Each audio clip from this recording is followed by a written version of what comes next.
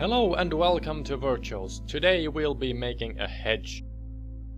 The same technique can be used for a plethora of different things. For example, bushes and trees. We will need a piece of mattress and some paint, and that's pretty much it. So, I've done crops or fields, hedges and trees with this and tried out different methods. I especially like these two bigger trees and should maybe do more of them one day. But for today, let's start with the hedge. I cut it into about the size that I want. Of course, you could measure it at this point, but you will be cutting it a bit, so the size isn't exact at this point.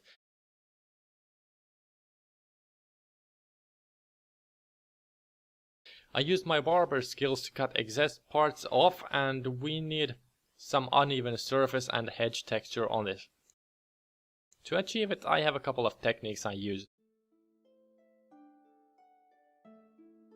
First, I just carve it into shape with the scissors, but to get the top looking right, I like to twist it a bit and use scissors this way. Then the cuts aren't too uniform and straight.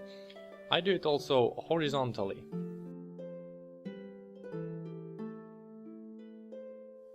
Next, just start ripping small pieces of this, to get the small cracks and depth into the texture.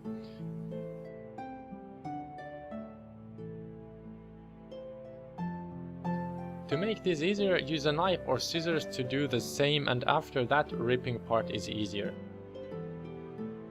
You should be left with a ton of trash on your table if you did this right. Now time to measure this if I need to cut it more, and it seems to be exactly 10 cm by 2.5 cm, which in D&D terms means 4 by 1 grid. Awesome!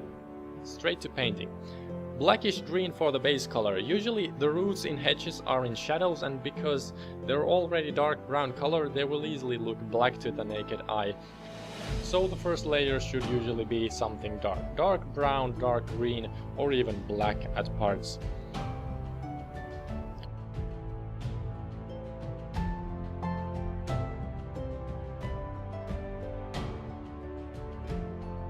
I also added a bit brighter green parts to break up the paint job a bit.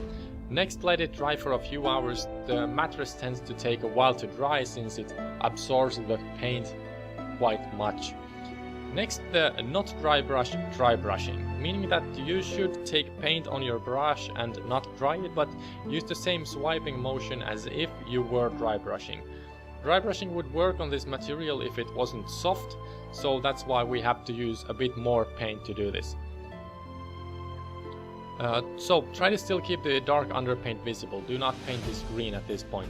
So only hit the topmost layer of the whole piece. You should need to do a few layers because the paint easily seeps into the material and gets desaturated and mixed with the blacks. Also, after a whole coat of green, start adding yellow and other colors that a hedge of your choosing should have. So, for example, even red or yellow or more vibrant yellow colors if there was to be flowers, or blood example. If you don't know if this would be for a war game or a dollhouse, don't necessarily put the blood on it. After the middle layer of colors of your choosing, let's add the highlight layer, bright green and even pure white at some points. You should leave this to dry in between layers if you wanted to, but I didn't see much different at this point.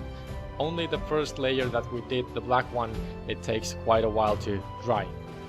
Okay, and finally the last part, sealing.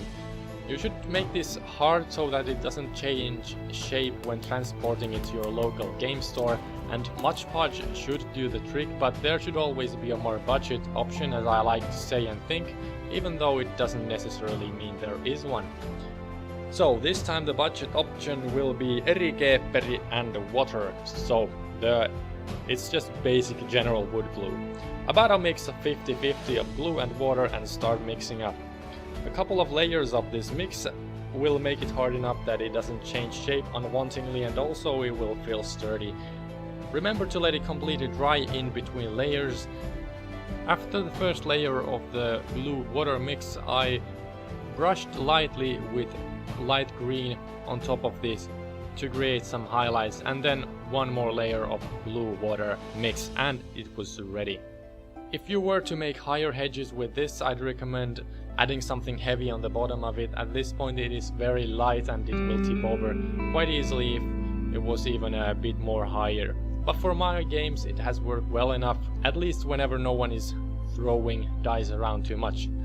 Leave a like if you like this video and sub if you haven't, leave a comment down below on your opinions on this build, and I will hopefully see you next time. Bye.